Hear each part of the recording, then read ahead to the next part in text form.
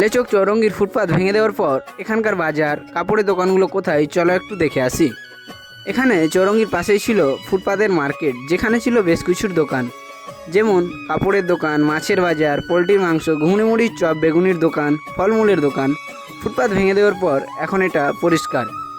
তবে এখানকার কাপড়ের দোকানগুলো স্টার সিনেমা হলের নিকটবর্তী কারবোলা মাঠের কাছে স্থায়ীভাবে বেশ কিছু কাপড়ের দোকানপাট বসেছে। আপনারা চাইলে সেখানে গিয়েও কেনাকাটা করতে পারেন।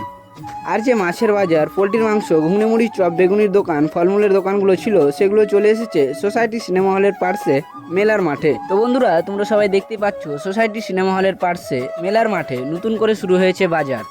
আর স্টার সিনেমা হলের নিকটবর্তী কারবোলা মাঠের কাছে শুরু হয়েছে কাপড়ের দোকান। তো বন্ধুরা, চলো আজকে এই পর্যন্তই। Tata, bye bye. ভিডিওটা ভালো লাগলে লাইক, কমেন্ট, শেয়ার করে দিও।